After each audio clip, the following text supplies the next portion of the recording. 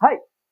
ఇప్పుడు మనం ఒక వీడియో క్లిప్పింగ్ చూస్తాం. ఆంధ్రప్రదేశ్‌కి సంబంధించి ఆస్తులు, అసలు కార్యాలయాలు అవన్నీ ఎలాంటి పరిస్థితుల్లో ఉన్నాయి? పోలీస్ డిపార్ట్‌మెంట్‌తో సహా వివిధ ప్రభుత్వ కార్యాలయాలు ఎలాంటి పరిస్థితుల్లో ఉన్నాయి? మరీ ముఖ్యంగా హోంమంత్రి అనిత గారు ఏమంటున్నారు? స్థాయిలో ఉంది.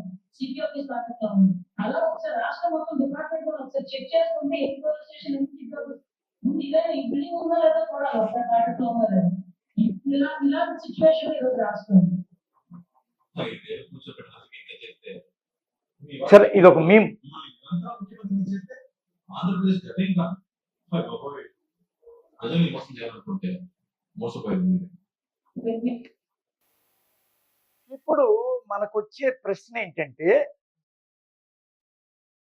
ఒక బేసిక్ క్వెషన్ ఏంటంటే, బేసిక్ క్వెషన్ బేసిక్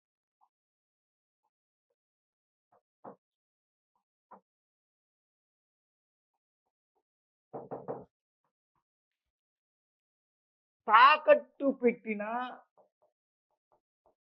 పెట్టిన మొత్తం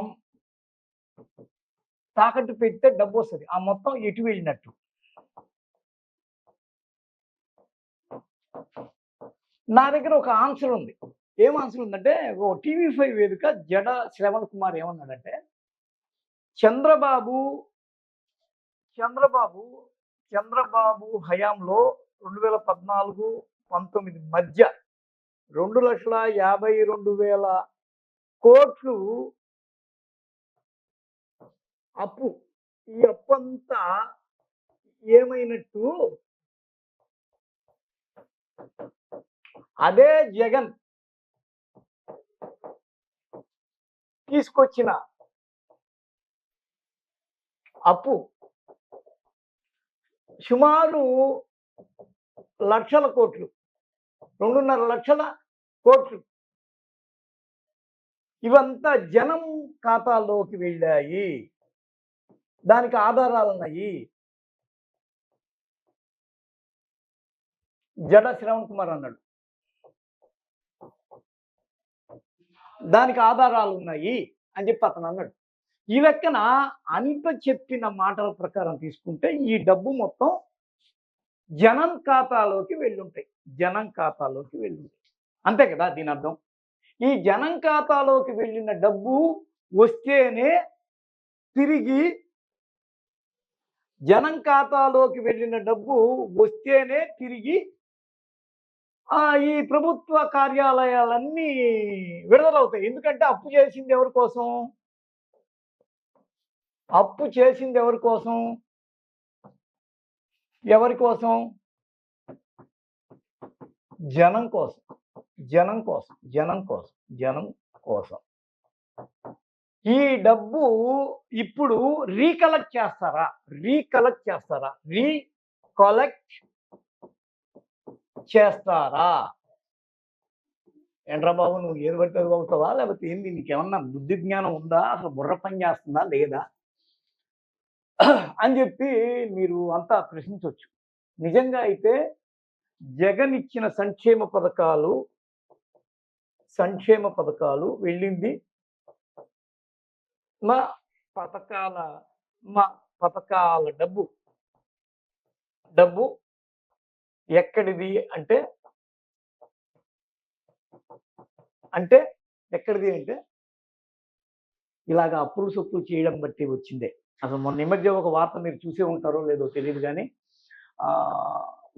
సచివాలయము ఏదో ప్రభుత్వ భవనం ఒకటి తాకట్టు పెట్టేసి హెచ్డిఎఫ్సి బ్యాంక్ అనుకుంటా తాకట్టు పెట్టేసి ఆ డబ్బులతో కూడా సంక్షేమ పథకాలు ఇచ్చారు. ఆయన బటన్ నొక్కడం డబ్బులు వేయడం తప్ప వేరే ఏముంది అక్కడ? ఆ ప్రభుత్వం అంటే ప్రతి సీన్లో ఒకటే కనిపిస్తుంది. ఆయన కానీ సినిమా తీస్తే ఇటు నొక్కుతూ కూర్చుంటాడు అని కదా కంప్లైంట్ ఏదో మీడియా. శ్రీలంక అయిపోద్ది, వెనిజులా అయిపోద్ది, జింబాబ్వే అయిపోద్ది అని చెప్పి నా అన్వేషణ అతని ద్వారా కూడా చెప్పించారు. ఇప్పుడు ఈ మొత్తం తెస్తే తప్ప అసలు మీకు ఇంకొక భయంకరమైన నిజం ఏంటంటే, ఇప్పుడు ఈరోజు ఉదయాన్నే జూలై 1 ఉదయాన్నే వేసిన 7,000 రూపాయలు వేసిన పింఛన్కి కూడా కొంత మొత్తం అప్పు తెచ్చుకున్నారట. ఒక పథకానికే అప్పు తెచ్చినప్పుడు ఆయన సుమారు 32 సంక్షేమ పథకాలు వీటికి 72,000 కోట్లు అయ్యేదట ఏటా ఖర్చు. చంద్రబాబు హామీలు 6 హామీలు సూపర్ 6.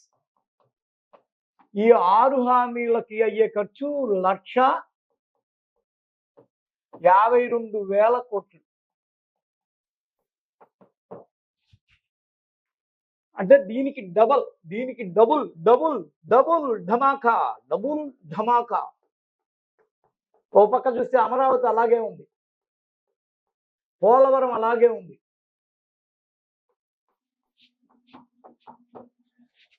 ఇప్పుడు 72,000 కోట్లు ఖర్చు అయిన దానికే అన్ని తాకట్లు పెట్టేసినట్టుగా హోంమంత్రి వారు చెబుతుంటే, మళ్ళీ దీనిలో పవన్ ఒక ఖాతా ఉంది. పవన్ ఆయన 1,00,000 కుటుంబాలకి 10 లక్షలు ఇస్తా అన్నాడు, ఇంకా చాలా ఇస్తా అన్నాడు. వీటన్నిటికి డబ్బు ఎక్కడి నుంచి ఇవ్వాలి? అసలు ఏంటి ఈ గొడవ? ఇప్పుడు మామూలుగా మనం అంతా ఏం చేస్తుంటామంటే, ఓ బంగారు నగ పెడితే, దాన్ని తాకట్టు పెడితే, దాన్ని మనం డబ్బులు వచ్చినప్పుడు తిరిగి విడిపించుకుంటూ ఉంటాం. చాలామంది చెప్పడాన్ని బట్టి చూస్తే, అసలు ఈ రిజల్ట్ని బట్టి చూస్తే మనకేమర్థమైందంటే, అయ్యా మాకు మీరు ఇచ్చే డబ్బు అవసరం లేదు, వాటి ద్వారా మేము బతకట్లేదు, బతికినా కానీ వాళ్ళు ఎవరో అరాకొర 10% కూడా ఉండరు, వాళ్ళు ఉన్నా ఒకటే లేకపోయినా ఒకటే, ఈ భూమికి భారం తప్ప వేరే దారి లేదు, మీరు ఇచ్చే సంక్షేమ పథకాలు మాకు వద్దురా ముర్రు అని చెప్పేసి కదా వీళ్ళందరూ ఈ తీర్పు ఇచ్చింది. మరి ఇచ్చిన సంక్షేమ పథకాల డబ్బంతా తిరిగి తీసుకొచ్చేస్తే ఒక పని అయిపోద్ది కదా. కొందరు వేల్పులు అన్న ఏదో ఒక గ్రామం ఉంటుంది, వాళ్ళని పోయి ఆ వైఎస్ఆర్సీపీ లీడర్ పోయి అడిగితే, ఏమ్మా మీకంతా డబ్బులు బాగా అందుతున్నాయంటే, నీ ఎవడేమన్నాడే మీకు డబ్బులు, ఇదిగో నీకంటే ముందు ఇదే కాంపౌండ్లో ఉన్న పోస్ట్ ఆఫీస్లో కట్టేస్తున్నా, ఆ డబ్బంతా అక్కడ ఉంది, ఇప్పుడు కావాలంటే పోయి తీసుకోపో అన్న పరిస్థితులు ఆయన నాకు చెప్పుకో వాపోయాడు. ఆయన జగన్కి చాలా సన్నిహితుడు. జనం అలాంటి ఆలోచనలో ఉన్నారు కాబట్టే జగన్కి 11 సీట్లు ఇచ్చి కూటమికి 164 సీట్లు ఇచ్చారు.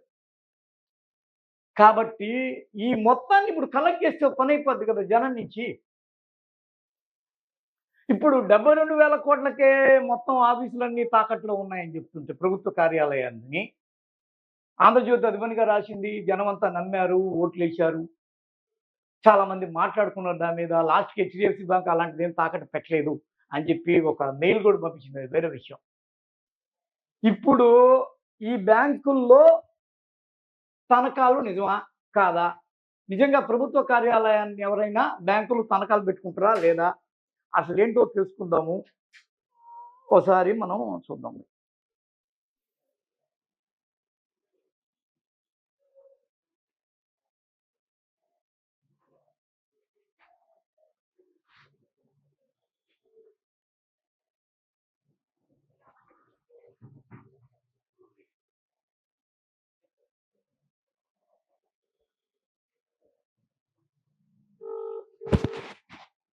ఇప్పుడు అనిత ఏమంటదంటే, హోంమంత్రి అనిత సిపి ఆఫీసు అన్ని పోలీసు కార్యాలయాలన్నీ తాకట్లో ఉన్నాయని అంటుంది. తాకట్లో ఉన్నవి తిరిగి విడిపించాలంటే అసలు ఈ తాకట్టు ఎందుకు పెట్టినట్టు, అసలు తాకట్టు పెట్టారా లేదా?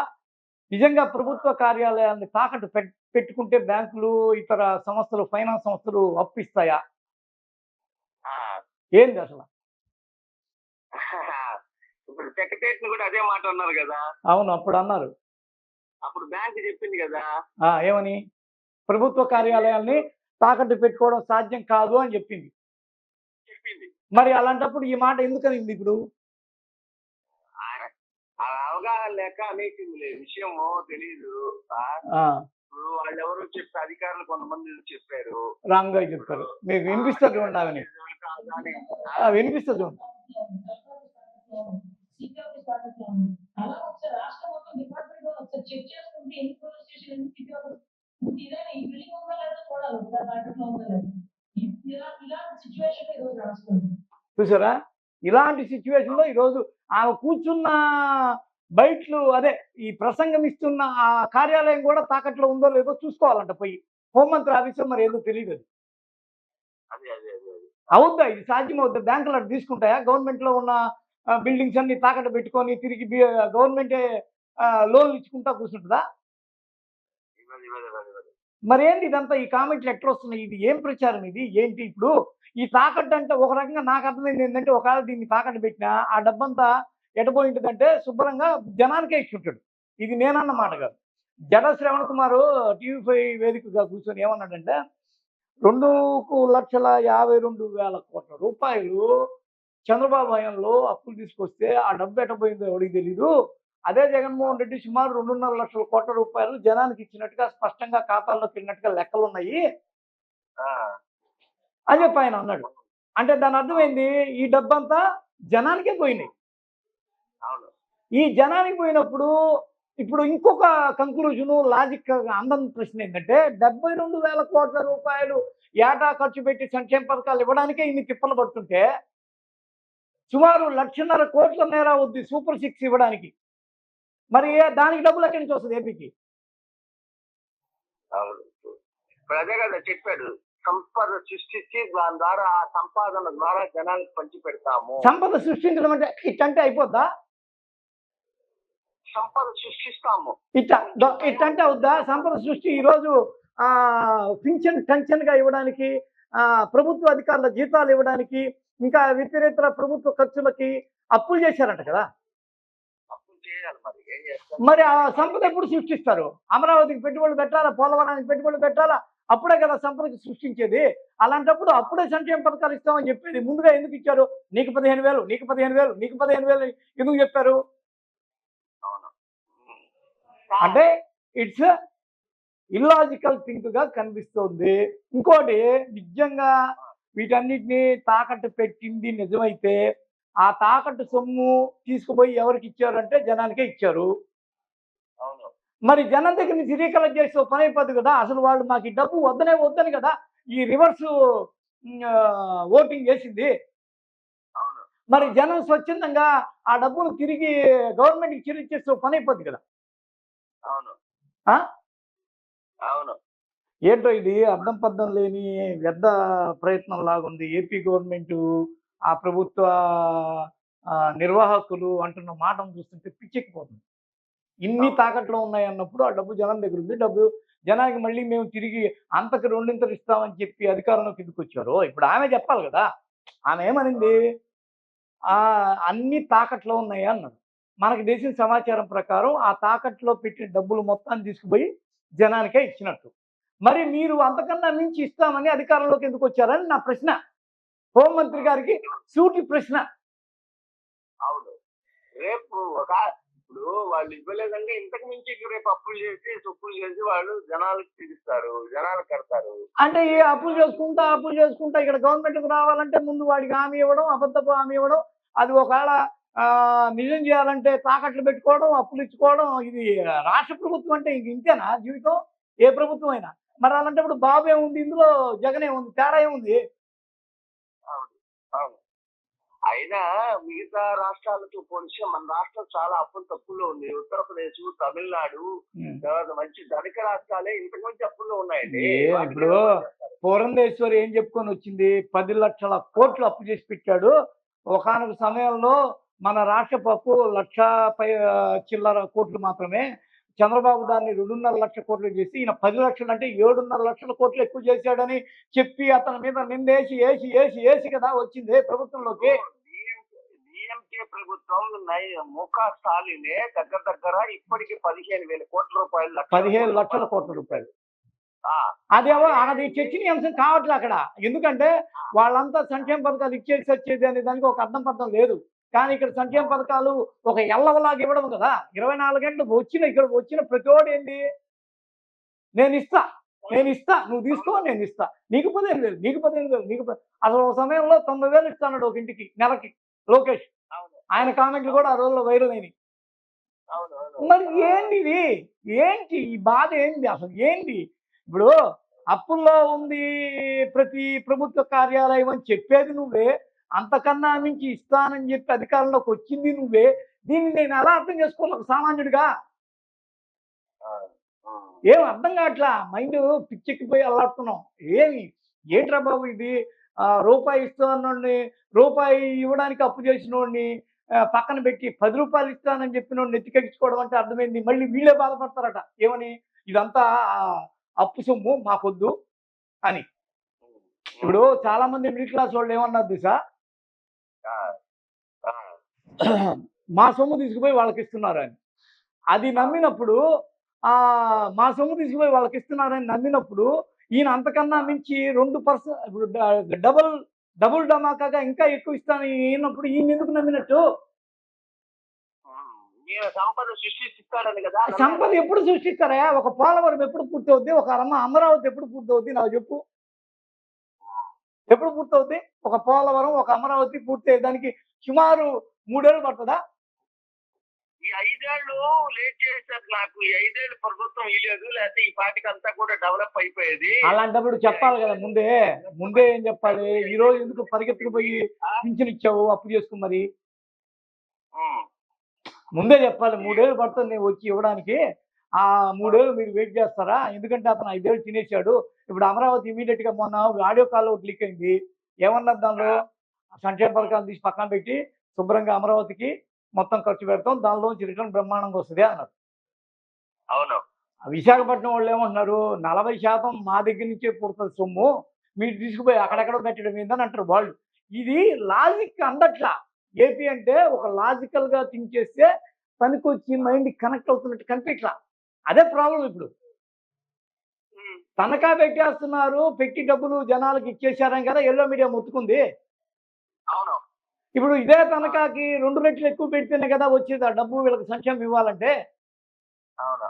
ఇది నేను ఎన్నిసార్లు అడిగినా అదే ప్రశ్న అవుతుంది. ఎన్నిసార్లు అడిగినా మీ దగ్గర నుంచి అవును అనే సమాధానం వస్తుంది కాబట్టి ఇది ఇంతే. ఇక్కడతో దీనికి ఆన్సర్ లేదు. దీనికి ఆన్సర్ లేదు. లేదు. ఆ, వీళ్ళ లెక్క ప్రకారం ఇవి పక్కన పెడితే బీజేపీ ఒక హామీలు ఇచ్చి ఉంటుంది, జనసేన ఒక హామీలు ఇచ్చింది. జనసేన 1,00,000 కుటుంబాలకు 10 లక్షల కోట్లు 10 లక్షలు ఇస్తానింది. ఈ మొత్తం ఎక్కడి నుంచి తేవాలి? ఏం చేయాలి? ఏంది ఇదంతా?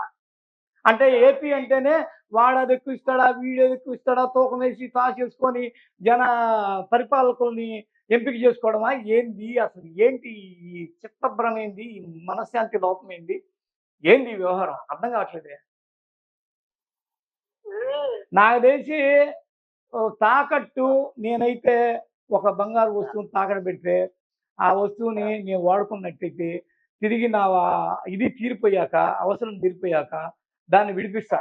జనం కూడా ఈమె చెప్పినట్టు ఒక్కొక్క కార్యాలయానికి ఒక్కొక్కరిని అలాట్ చేసి ఆ చుట్టుపక్కల ఉన్న ప్రాంతాల్లో ఉన్న సంక్షేమ పథకాల లబ్ధిదారులన్నీ అలాట్ చేసి వాళ్ళనే తిరిగి తీసుకొచ్చి దాన్ని కట్టి విడిపించి విడుదల చేయించాల్సిందిగా మనం హోంమంత్రి గారికి సలహా సూచన ఇవ్వడం కానీ అభ్యర్థించడం కానీ చేద్దాం. That's it. ఓకే. ఓకే. మీరు కూడా అదే కోరుకుంటున్నారా? అంతే, అదే కోరుకుంటాం. ఇంకేం చేస్తాం ఇంకా. Thank you. అయితే ఈ లెక్కన సంక్షేమం డబ్బంతా తీసుకున్న తిరిగి ఇచ్చేయాలి జనం. ఇచ్చేయాలి అంతే. రీకాల్ చేయబోతుంది టీడీపీ గవర్నమెంట్. అంతే అంతే కదా. ఎవరి కోసం తాకట్టు పెట్టారో వాళ్ళే కదా బీపీఎల్ అది. అవును. అవును. అది ఓకే. నాకు కంక్లూజన్ దొరికింది. That's it. ఓకే.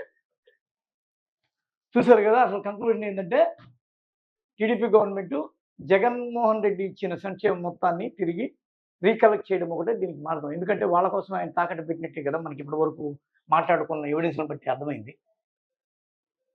జనమే వాళ్ళు ఎట్లాగో ఒక అవకాశం ఇచ్చాడు కదా, ఆ అవకాశంతో ఏదో సంపాదించుకుంటారు కదా. వాళ్ళు రూపాయి తిరిగి పోగేసి కట్టి ఆ తిరిగి ప్రభుత్వ కార్యాలయాలని విడిపించాలని హోంమంత్రి అనిత గారి ఆవేదనకి ఇంతకన్నా మించిన మనకి సమాధానం దొరకట్లేదని నేను భావిస్తున్నా. ధన్యవాదములతో. That's it.